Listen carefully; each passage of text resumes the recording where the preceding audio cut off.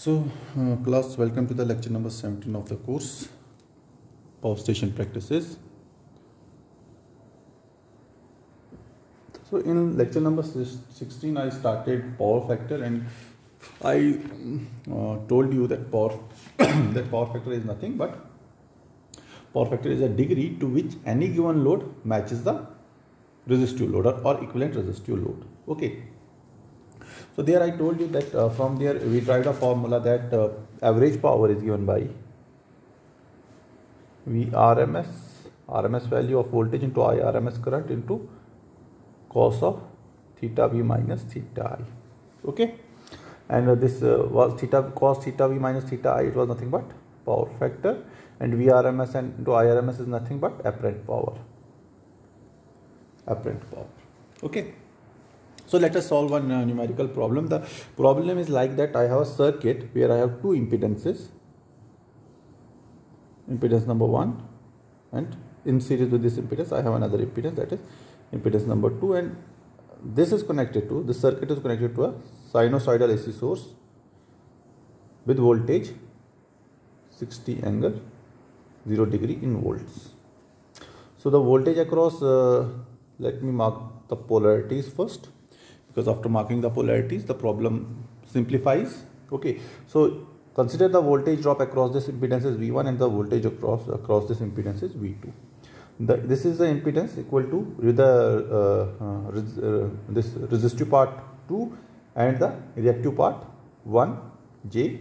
This is the impedance with the resistive part 1 and reactive part equivalent to 5J. So this is the problem. So obviously this is a closed circuit, so definitely some current will flow in the circuit which is given by I. So what is asked in the question? It is asked that number 1, calculate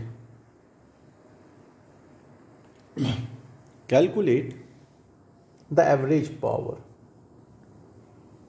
The average power means the power that is actually consumed by the load. Okay, here what is the load? I have load 1, load 2, two impedances. Okay, calculate the average power delivered to each of the two load.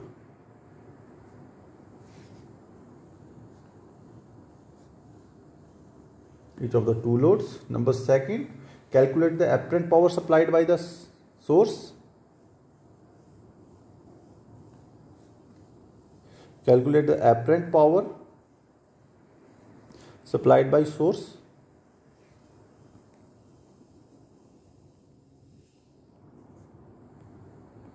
And 3rd, calculate the power factor of the combined load.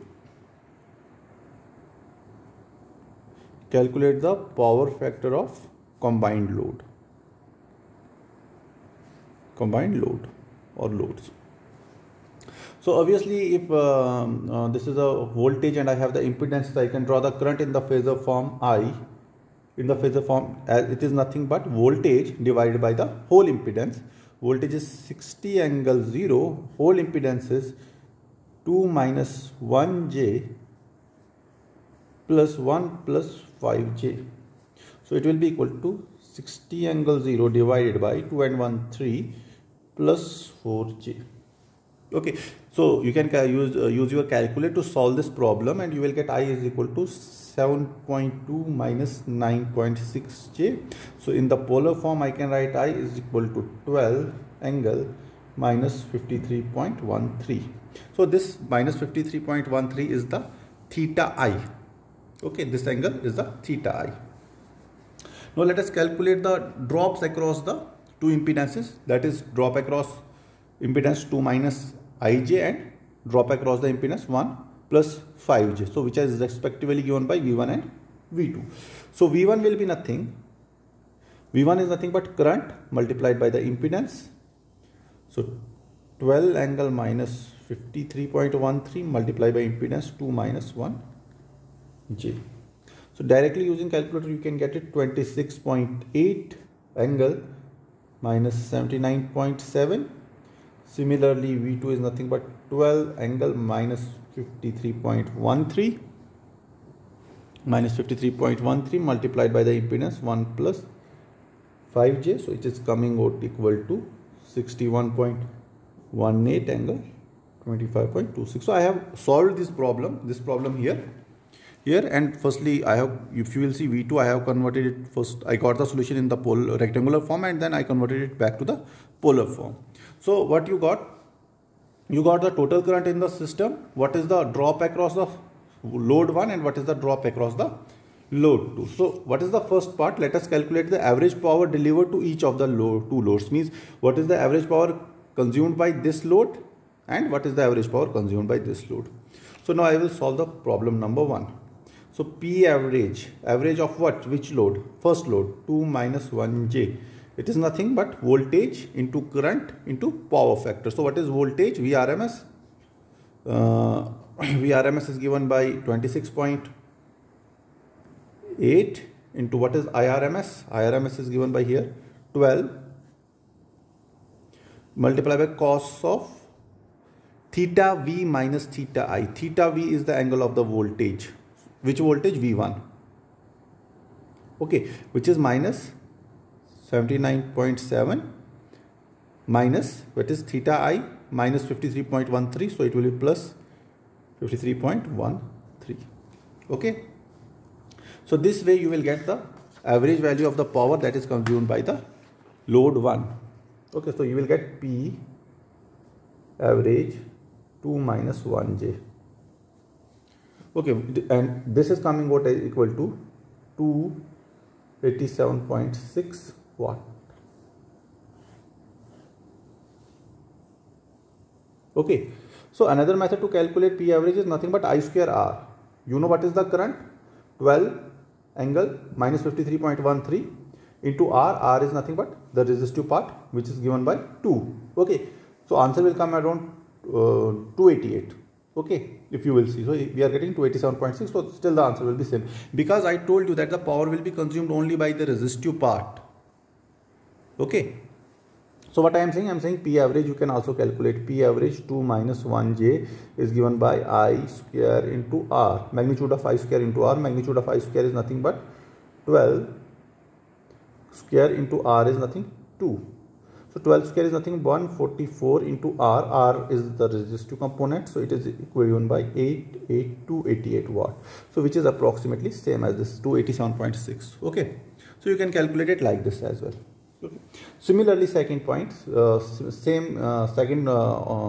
means we have to calculate the average power that is consumed by load number 2. It is 1 plus 5J.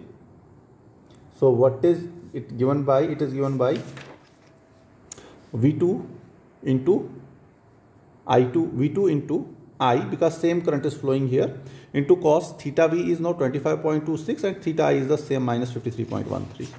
So it is given by what is VRMS, V2 RMS 61.18, 62.18 here I have calculated.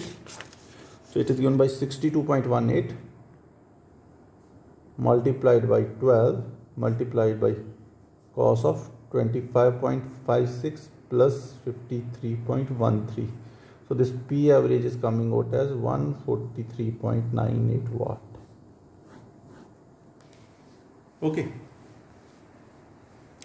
So if you will see here, means in both the cases, same current is flowing in both the cases. So you know the resistance here is 1 and resistance here is 2. So if you will calculate I square R here, since the resistance here is double as compared to the resistance of this circuit, obviously the average power consumed by this circuit will be double as compared to the average power consumed by this circuit. Are you getting it? So it is nearly equal to 144. If you will say P, if you will use another method, P average 1 plus 5J is given by nothing I square into R here. What is I square? Same, 12 square R is 1. So it is 144 watt. So here you have 288, here is 144. Why? Why is this double than this? Because here the resistance is double than the resistance of this impedance. Getting? Try to learn these things. Okay. Now let us solve the second part. Calculate the apparent power supplied by the source. So apparent power supplied by the source, apparent power, it is noted by S is equal to VRMS source of source into IRMS. So VRMS is of the source is 60 and IRMS is 12. So it is 720 and the units of the apparent power are volt ampere. Second part solve. Number third, calculate the power factor of the combined load. So we know that cos phi is nothing but average power divided by apparent power. So which is P average, total average power divided by S. Total average power is nothing but the sum of the average powers of the two loads. So it will be 288 or this what was actual value. Let me write the 287.6 plus 143.98 divided by 720. So if you will solve this, you will get around power factor 0.617 approximately. So power factor of the combined load is given by cos phi is equal to 0.617. And power factor is a dimensionless quantity, you know that. Okay. So what do you mean? When power factor is 0.6, what does that mean? So power factor is equal to 0.6 means that we are only getting 60% of the power, okay, but we are paying for 100%, okay, the utility, okay. So what I am trying to say here is, let me try to make it easy for you people to understand. 288, 388.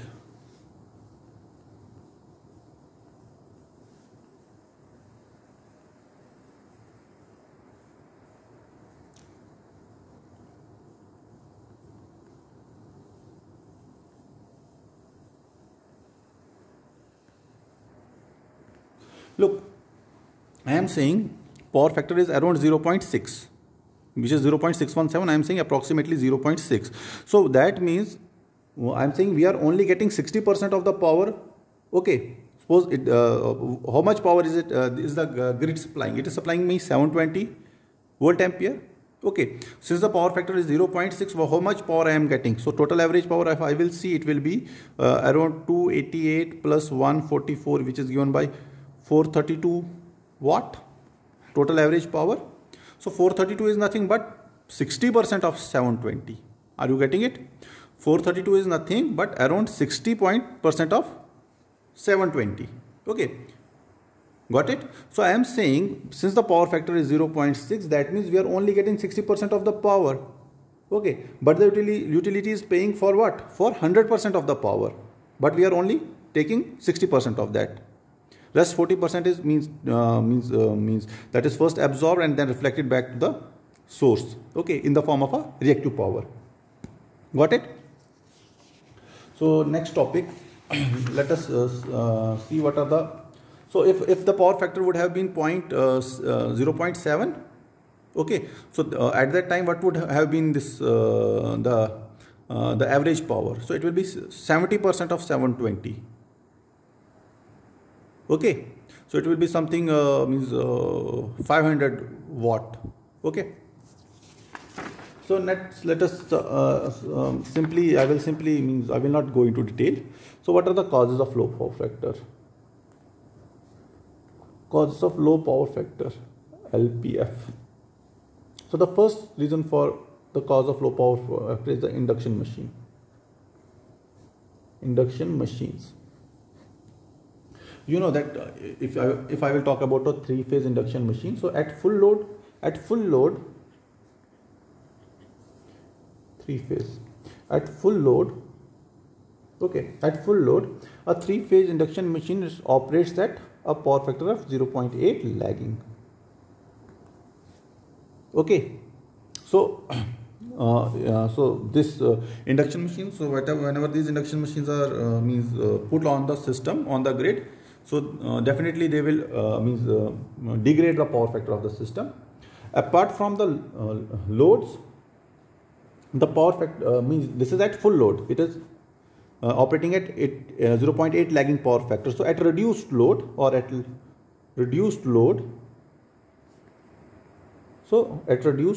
power factor still reduces, or I can say the power factor is still poorer.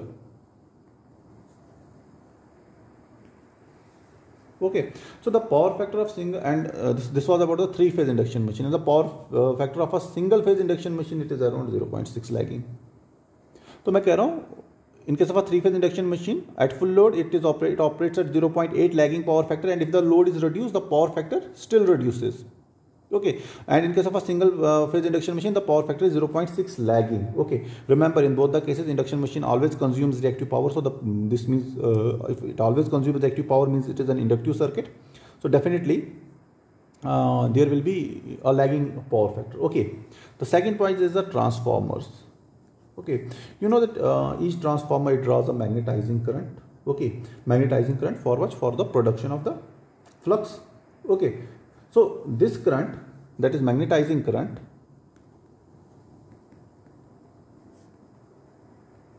even at no load the transformer draws the magnetizing current. So this magnetizing current that this transformer draws, it has almost a 0 lagging power factor. It has a 0 lagging power factor because the resistance is, there is no resistance. Okay, so I am saying magnetizing current that is drawn by a transformer, it is almost at 0 lagging power factor. Okay, and the third case is the miscellaneous equipments like our lamps, welding equipments, etc. So these are miscellaneous, means any other means machine, any other component because of which the power factor deteriorates, that is called as miscellaneous. Miscellaneous equipments like, I will say, lamps, welding equipments, etc. Got it? So next, see what are the effects of pure power factor.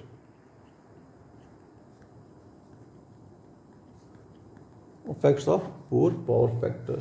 Okay, I am saying for the same load, capacity of the power plant, transmission line and distribution equipment, okay, it is more at low power factor as compared to one at high power factor.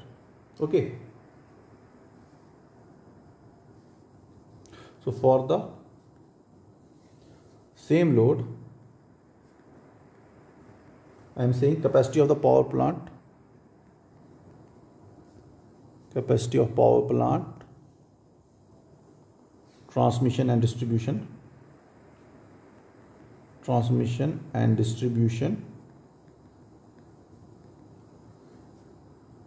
is more at low load, at low power factor as compared to one at high power factor. Means अगर आपके पास, if you have a low power factor, for the same load, if you have a low, is it operating at a low power factor, you need power plant, transmission line and distribution line of higher capacity. However, if the same load is operating at high power factor, you need means power plant, transmission and distribution system of lower capacity. Okay, so means as the power factor means reduces, you need a plant, transmission line and distribution of more capacity, means more cost.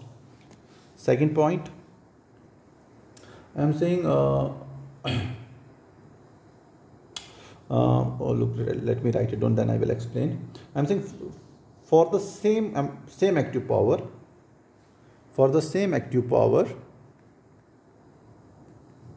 operation of an existing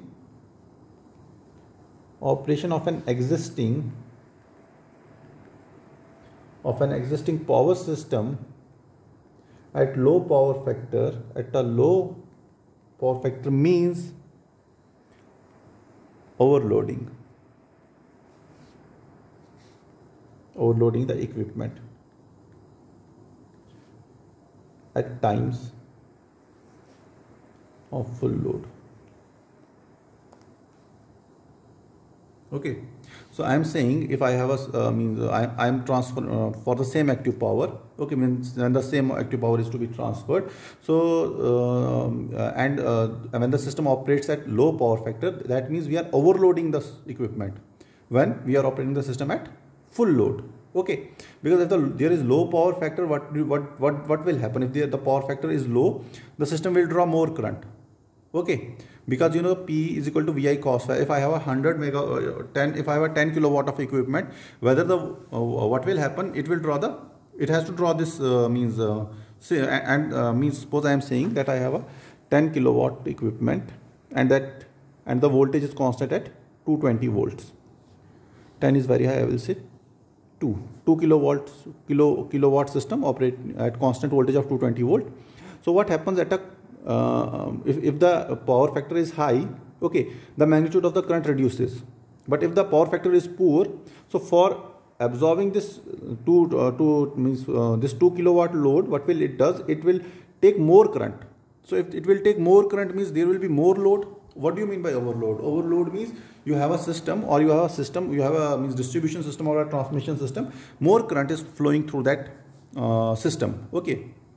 If more current is drawing than its rated value, then we say there is an overload. Okay. So next point. Next point is also related to this. Third point is related to the first point, second point as well. I am saying for the same active power.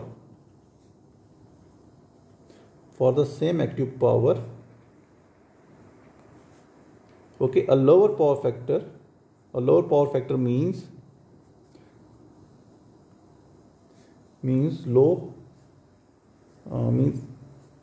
higher losses. Why higher losses? Because the current will increase and the I square R losses will increase as well. Okay. Last point I will say causes poor voltage regulation. Okay, because we say voltage regulation is nothing, no load voltage minus full load voltage. Okay, so the difference between the voltages should be very low. So if the load increases, the current will increase. Okay, definitely the difference between the no load voltage and the full load voltage will increase. Okay, so and we will say the voltage regulation will increase. If the voltage regulation will increase, we will say that the this voltage regulation is poor. Okay, causes Mr. Word here. Causes poor voltage regulation. Okay, so these are the means effects of poor power factor. Now let us see what are the advantages of the power factor improvement.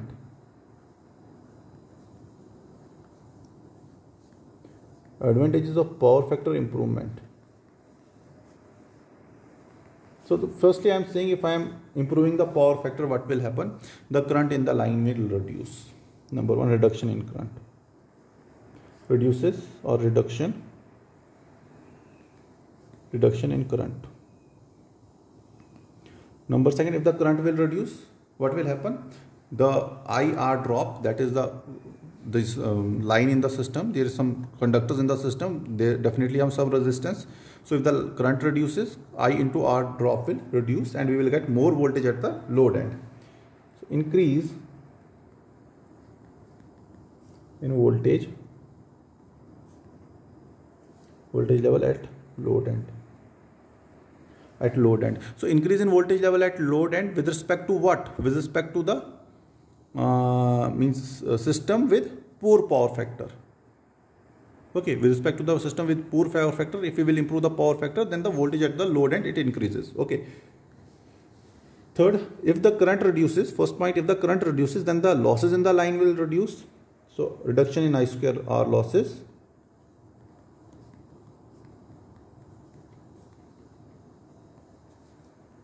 Fourth, so reduction in investment in system.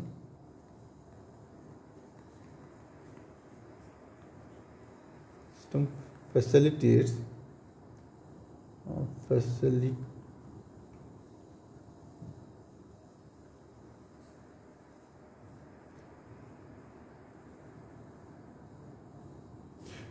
in the system. Keep it like this. Reduction in the investment in the system. Okay. So these are the I will say few advantages. There are few more advantages. I will write them as well. Fourth, fifth. Since I am saying that I am improving the power factor, what will happen to my this I am using some power factor improvement devices and I am improving the power factor. So if I am improving the power factor, means some reactive power is supplied at the load end. Okay, so that's power is not जो reactive power जो हम supply कर रहे हैं, हमारा जो power factor improvement device, no that much of reactive power means is generator को supply नहीं करना पड़ेगा. The generator will not supply that amount of reactive power because we are generating that particular amount of reactive power using our power factor improvement devices. So that will result in reduction in kVA loading of generator. Reduction in kVA loading of generator. Because this kVA consists of two parts, kilowatt and kVAR. Since some kVAR is supplied by the reactive power improvement devices, so obviously if some kVAR are supplied from there, obviously the net kVA that loading on the generator, it will reduce. Okay. So reduction in the kVA demand charge for large consumer. Reduction in kVA demand charge for large consumer. Because we have a two-part tariff method. One is maximum demand. In two-part tariff, one part is the maximum demand, and another part was the kVA that is consumed by the consumer. If we have a large consumer, what happens? If that consumer will use some reactive power, this means power factor improvement device at its own terminal. So what will happen? The kVA demand charges which utility was means imposing on that consumer, so that will reduce. Okay. So next is the power factor improvement. So these are the advantages of the power factor improvement. Now let us see what is power factor improvement. What happens with power factor improvement?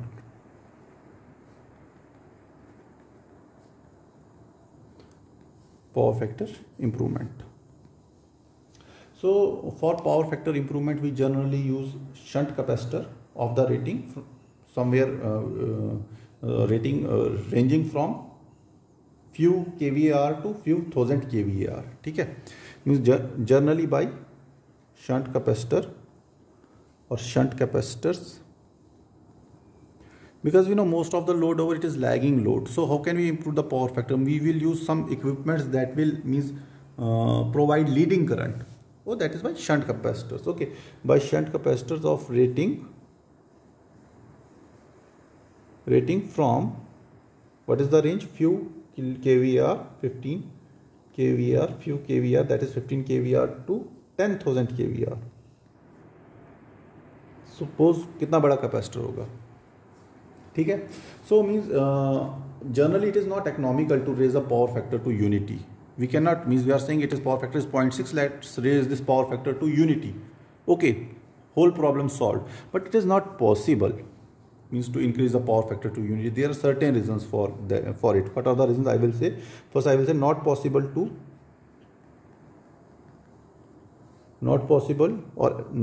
due to economic reason, or not economical. Economical is the better. It is possible, but it is not economical, because if too much cost is required for that. So that is why we can say, means technically it is possible, but it is very costly. So we will say it is possible but uneconomical. So I am saying it is not economical to raise the power factor to unity. Why? There are certain reasons. So what are the reasons? I will explain one by one. Suppose I am saying that I am improving the power factor to unity. Okay, for a certain condition, and I am saying for a full load condition, I am improving the power factor to unity. So suppose that and you know that it is not important that the system will always operate at its full load. So what happens at load lesser than the full load? What happens? The power factor becomes leading. Okay, so I am saying I have a certain load. For that load, I am making the power factor equal to unity. But if the load decreases, the power factor will go means it will become leading power factor. Okay, so if it is a leading power factor, how can we stop this leading means this power factor from going to leading, from lagging to leading? Means we want it should be equal to 1, but it should not be leading. So for that, how can we stop it? We can stop it only how? Means we cannot use a single capacitor. We have to use multiple capacitors of small rating. Okay, suppose we are seeing that the power factor is going to unity. okay, there are chances that the load will decrease and the power factor will go into the leading side. What we will do, we will switch off certain capacitors, okay, so that the power factors, it should not go leading, okay, it should not become leading. Number one, I'm saying if the power factor is improved to unity for which condition? For full load condition. For full load condition, what will happen? Okay, I'm saying I have designed like this. Okay, then I will say in case the load becomes less, what happens then? Okay, so comma, what happens then? The power factor becomes leading. The power factor becomes leading. So how can you prevent it leading? We can say unless we do not switch off certain capacitor, unless some capacitors are not switched off. Okay, number second, as means we are putting more and more capacitors for improving the power factor. Okay, so suppose and you know, more the capacitors, more the rating of the capacitor, more will be the cost, investment cost. Okay, suppose we are increasing the power factor from 0.6 to 0.65. okay, how much? 0.6 to 0.65, and for that we are using a super capacitor of rating, suppose I am saying 60 kVAR.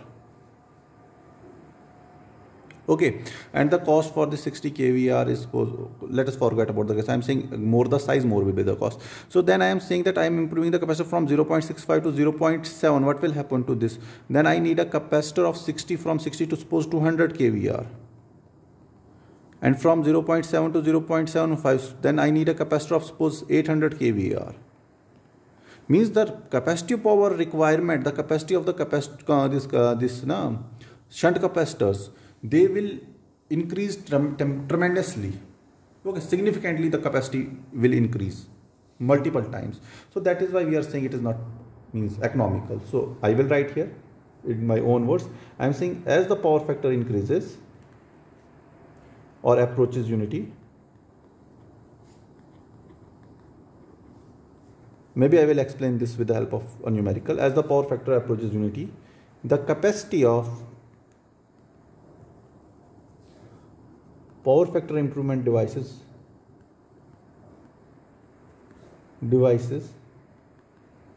increases more rapidly. Second point. Number third, I am saying improvement in power factor means reduction in kVA charge. Okay, and installation of this power factor improvement device, it needs capital investment. Okay, so means the more you go towards the power, the more you try to make the power factor equal to unity, more will be the investment cost. Okay, so I am saying power factor improvement means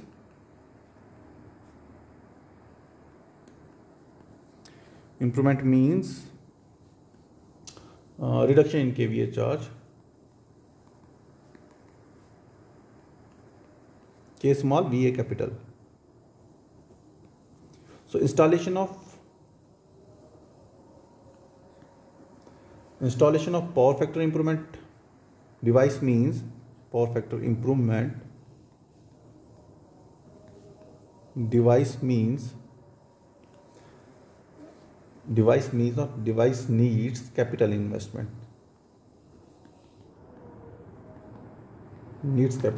So more the capacity of the power factor improvement device, more will be the investment. No, this is means I am saying why power factor cannot be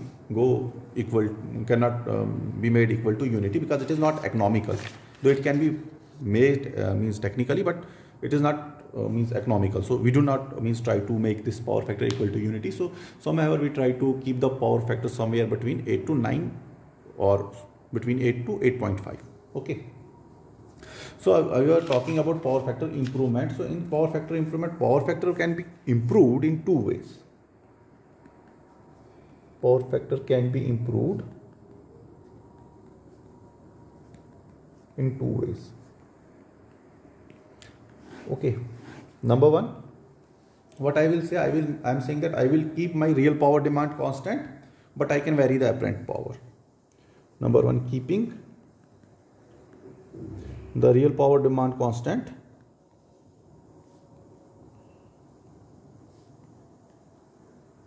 and varying the apparent power.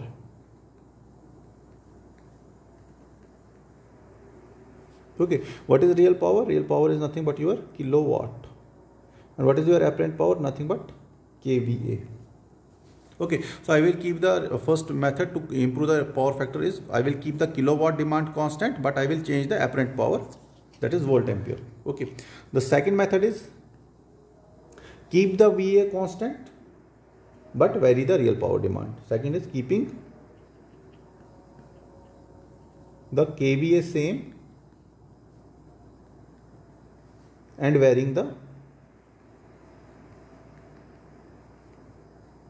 real power demand and varying the real power demand. So I think I will it will take me one more lecture to finish this chapter. Okay, in the next lecture I will explain these two methods. Okay, and I will solve one or two numerical problem based on this power factor improvement device. So with this your unit number 2 will finish.